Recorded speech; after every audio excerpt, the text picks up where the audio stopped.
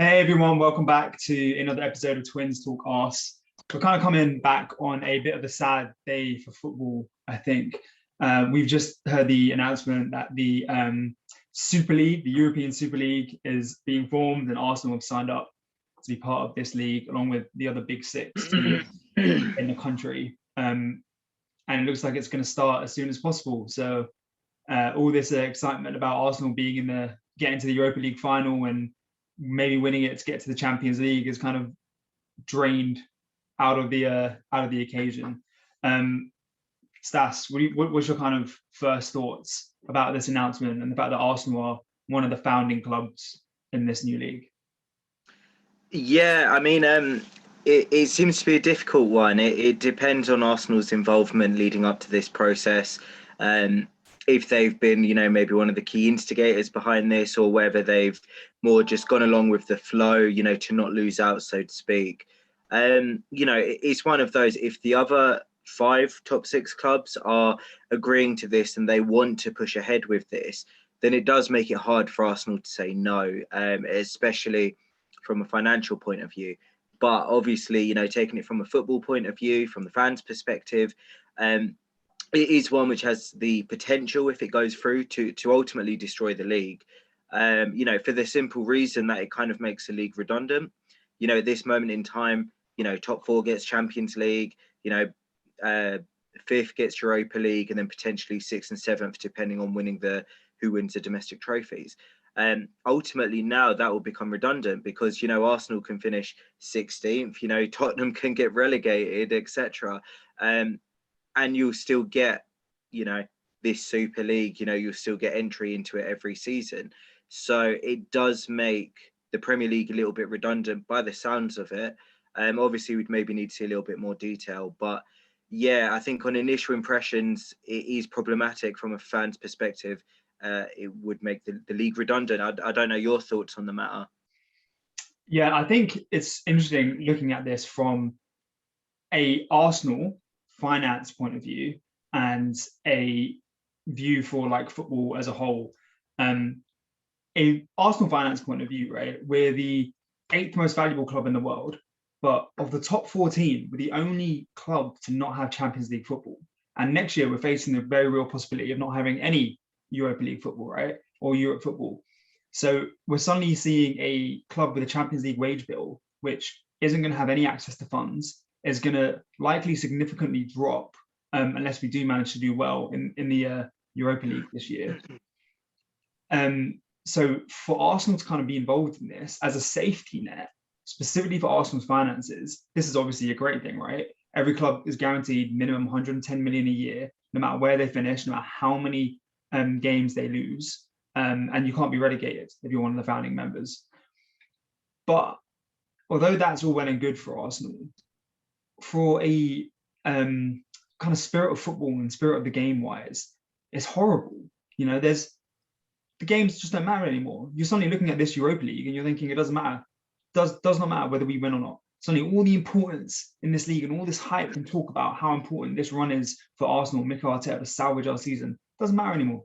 And they're kind of hiding behind the fact that this is for football reasons, right? To promote the best teams in the world, always playing against each other. Arsenal are 10th in the Premier League.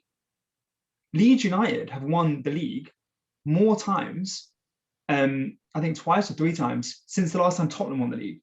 But Arsenal and Tottenham are in this discussion purely because we're trading on historical success, right? It's not about the best teams and the best players playing each other, because if that was the case, West Ham, Everton, all the teams above us would be involved, right? It's about the people with the big enough pockets are going to drag the biggest audiences in, making more money. So yes, it will secure Arsenal's future, but what kind of future do we want for our club? Yeah, no, 100%. I mean, it's telling as well that, the 6 clubs involved, all of very rich owners. So, they're all going to get a payout if this were to proceed and go ahead. And especially for American investors, largely we've seen it with Arsenal. They don't care about the club necessarily. They don't have the footballing aspect of the club's best interests at heart. It is more of a monetary value at the heart of it all, which they want to maximise. For better or worse, and unfortunately, as you see for Arsenal, it tends to be the worst in terms of they don't want to invest in the club. They just want a financial return. And, that is probably also one of the leading factors behind this. You've got these investors which just want to make more money rather than having football interests at the heart of it. And I think, like you mentioned before, we're talking about killing the spirit of football and the Premier League. But ultimately for them, from their perspective, they probably don't care so much. For them, it's just a marketing tool to get their club's name out there even further, to make more money. And, from their perspective, is probably all they care about. It is a shame for your everyday fan, I think, because it will make the league a bit redundant. Europa League competitions, if it doesn't get replaced, it'll make that a bit more redundant. Winning the FA Cup, the Carling Cup, it will make them a little bit more redundant as well, because whatever happens, we're getting this massive windfall and we're in this competition, which we can't be relegated from. Also, the other thing, you've seen Arsenal's performances this season. And so, how would Arsenal compete in this? You don't really want to go into something if we're going to be losing the majority of the games. You want to compete in it and genuinely compete in it, kind of thing. But from a financial perspective, if there's a big windfall, from Stan Kroenke's point of view, although it's not necessarily the right thing, you can understand him trying to maximize his the money going into his pocket. One thing I would say, which is kind of like not positive towards the Super League, but kind of like a point for it, is what did fans or people expect was going to happen when we made this deal with the devil, effectively, right? Like, of the top 6 teams, 4 of them are big American owners pumping in money into the Premier League, right? Of course, they're going to want an American style system where they bought this club, they funded large amounts of transfers, all of which the fans were very happy to kind of have when those transfers were coming in. They're going to want to make sure that investment that they put in doesn't lose money, which it will lose money if they drop out of Europe and if they get relegated, right? This is them safeguarding their investment. We've kind of sold the Premier League and like teams off to such an extent to the devil, effectively. And now we're upset at the point where the owners who do actually own the clubs are saying, you don't own the club, I own the club. I want to guarantee that my money is making money for me, right? So I think we do kind of need to look at ourselves as well, right? And the whole idea around ownership. Because if you look at Newcastle, right? When Newcastle were looking to be bought earlier this year, they were going to be bought by a guy who's connected to murder and who's connected to human rights atrocities, right? But at the time, I spoke to many Newcastle fans and I spoke to many other fans as well. None of them cared that this owner had done all of this, right? All they saw was, oh, we're going to be able to compete financially at the top and buy players. Didn't matter who he had killed or what he had done, right? And it's the same with our owners. It doesn't matter who they are, right? We were happy to take their money. Now we're going to be paying the consequences of it. And the English Premier League is going to be paying the consequences of this as well. So on the one hand, I think it's awful. But on the other hand, did we allow this to happen? We have serious questions to ask. We can't just be happy taking money and not thinking about the consequences of what that's going to be.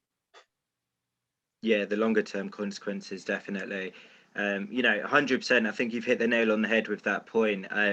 We've been happy to accept the money. There's been no real consideration for the long term implications of it.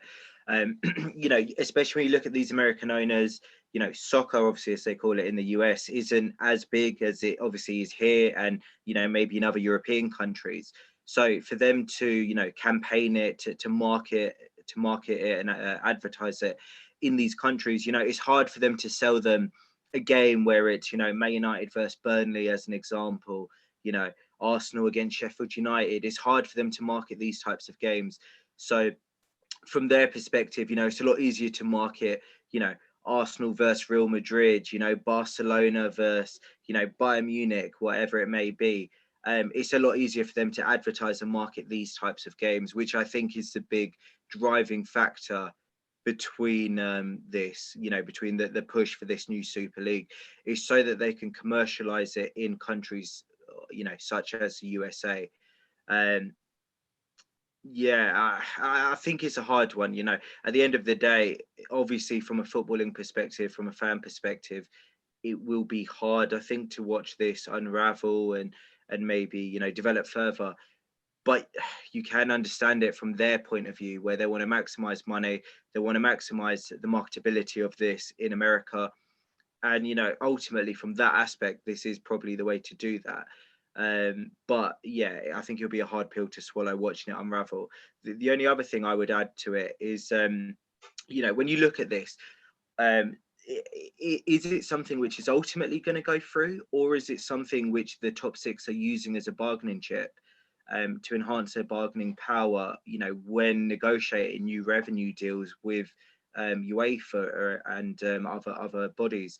Is it one that they just want a bigger slice of the current pie, and they're using this as a real threat that, if we don't get a bigger slice of the current pie, we're going to form our own league?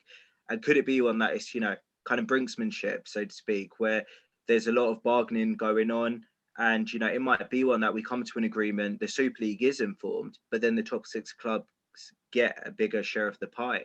So it depends if it's something which will go ahead, or if it's just being used for greater bargaining power where possible. Yeah, I guess we'll have to see.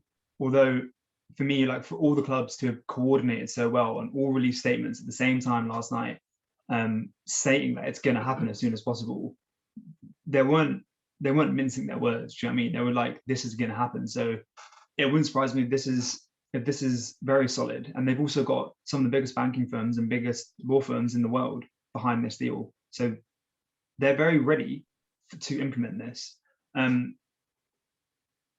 Yeah, I do think it's a bit of a sad day, but equally I think you're hearing a lot of there's a bit of a distance, right, between the fans of clubs who've been fans for a long time and what the club is actually now. So I saw this Man City fan talking today about oh, she's been a fan since they were like in the championship, and now they've been winning titles, but she's been a fan for all that time, and now it's not going to be for local people of Man City. Like, again, this is sort of like selling the soul of football, right?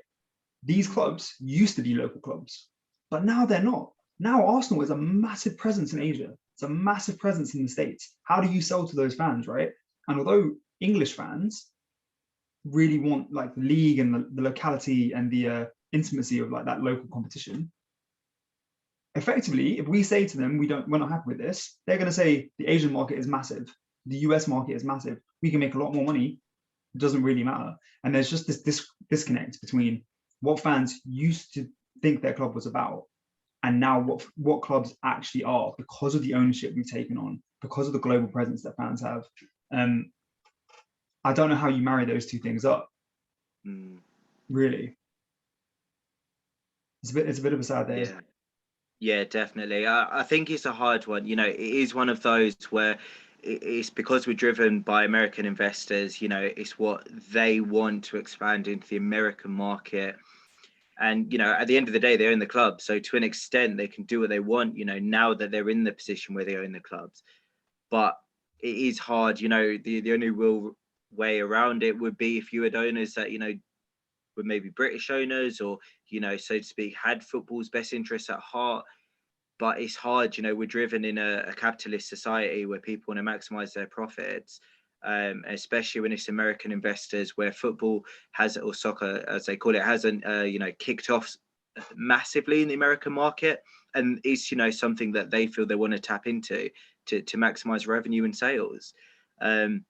It is a very sad day, but it's something which has been discussed for the last year or so. It's something which has been in the pipeline for the last year or so. It's just now coming to fruition, now that they've, crossed the T's and dotted the I's, so to speak. Yeah, look, honestly, I actually think like it is a very sad day, but there's no such thing as a free lunch. And we could not have taken all this money from all these investors and just thinking, oh, they're just going to give us money and that's it, like, and not change anything and not want anything back for that money. Now suddenly they're calling up and they want a return on their investment. Really, we need to look at what we've done in the past and the mistakes that we've made to allow these people who aren't English owners, that don't share the kind of same love for the Premier League, to come in and own our clubs, because they own the club now. It's not our club anymore. It's their club. So they can effectively do what they want. It's upsetting. But anyway, look, I'm just going to talk a little bit about the Arsenal Fulham game, because we didn't cover that in a separate video yet. But we drew 1-1, which was disappointing, and we like snatched a late goal. But again, the kind of importance of where we finish in the league now doesn't really matter if this is really the case. But it's another poor performance, another inconsistent performance, which pretty much sums up Arsenal's campaign this year. Yeah, no, 100%. I mean, if you look at maybe the two most important factors, which is one, the performance and the result, and then two, the injury to Lacazette. Yeah. In terms of the performance and the result, obviously none of them were impressive. The performance, it wasn't a terrible performance, but it's another performance where we're at home, we weren't clinical enough. We've lost again at home. True. We drew again at home. Seconds away from losing. This is a Fulham side which, don't get me wrong, they're not bad in the sense that they did get wins against Leicester, against Liverpool, against Everton this season, but you also have to look where they are in the league.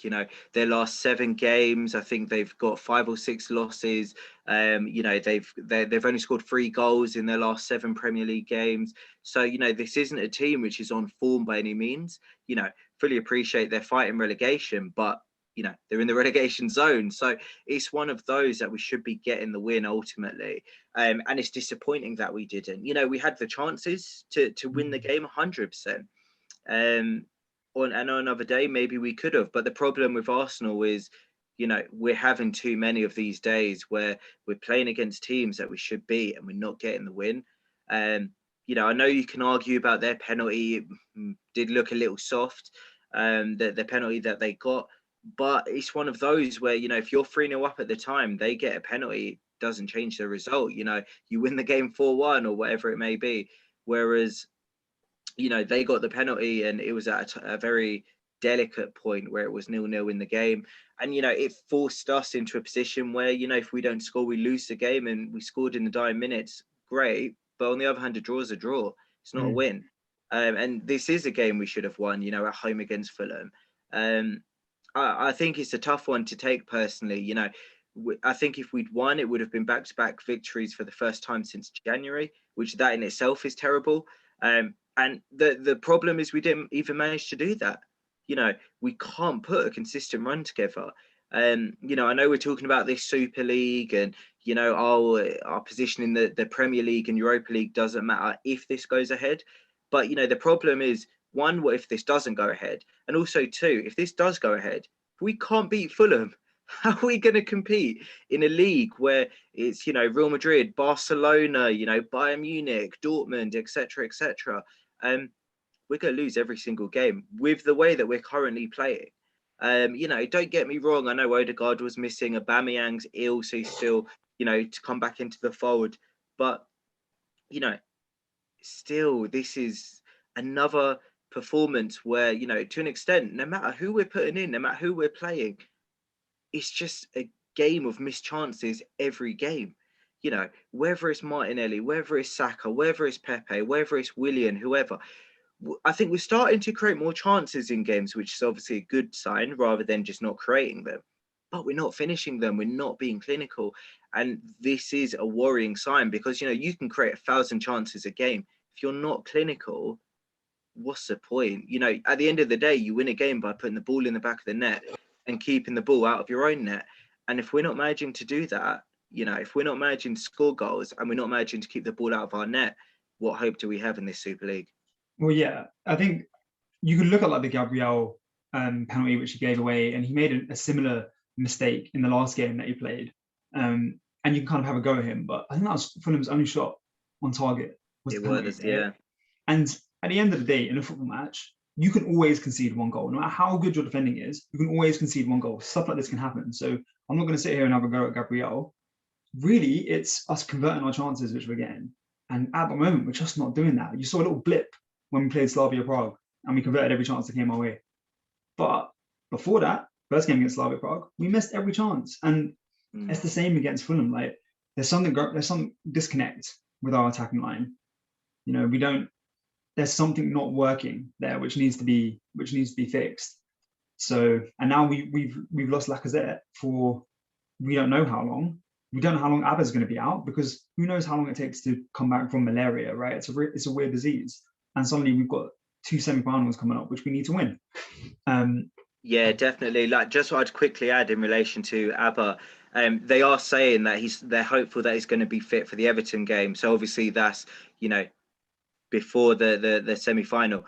But, you know, on the other hand, it's one of those, you know, one, will he come back? We have to wait and see. You know, they're hopeful, but will it happen? We don't know. And also, two, you know, will he be match fit, or will it be one where he comes back, but he's still a bit, you know, tired, a bit lackluster? You know, we need to wait and see on that as well. Yeah, we don't really know what kind of effect it's going to have on his body, if he's going to be match ready yet. Exactly. It's a real shame, because what we've been missing is consistency this season, and we had a chance to build some consistency against a relegation threatened team, and we messed it up again. Yeah, I don't really know what to say, to be honest, because if Arteta wins the Europa League, it's been a good season. Okay, no matter what happens in the Premier League, it's been a good season. But I'm also understanding where people are coming from when they're saying we're about to finish 11th, like in the bottom half of the table for the first time in God knows how long. If we don't win the Europa League, we're without European football, and we're not consistent, and Arteta's still in a job, like, he really needs to win this competition, because if he doesn't, there's serious questions to be asked about what he's managed to do with this club. I mean, Emery, things were not going well under him, and he'd completely lost the squad, which doesn't seem like Arteta has. But he had a better record than Arteta at the moment. Like, worrying signs for Arsenal all around, really. Yeah, no, 100%. You know, I think it's one of those where it is a very fine line. If we were to win the Europa League, I do think it would paper over the cracks. You know, you can see that there's a lot of issues with this team. There needs to be more investment. You know, better players need to be brought in. You know, you see, like, when, you know, the Fulham game as an example, we rested Thomas Partey, started on the bench. Granit Xhaka started at left back because of Tierney's injury. Our midfield didn't have that same power, that same drive, you know, without those two in the middle of the park. You know, obviously at left back, with Kieran Tierney being injured, you've got Granit Xhaka now stepping in. We need a left back, you know, someone who can actually play there, so that Granit Xhaka can play in his preferred position. Because, you know, I'm not saying he's done a bad job by any means. You know, our team defensively played very well against Fulham overall. But, you know, you want Granit Xhaka in his natural position. You don't want him filling in at left back. Yeah, you want to win the game.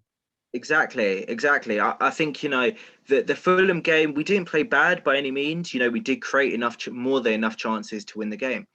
But it's one of those that, you know, by not winning the game, it showed everything, or a lot of things that are wrong with Arsenal at this moment in time.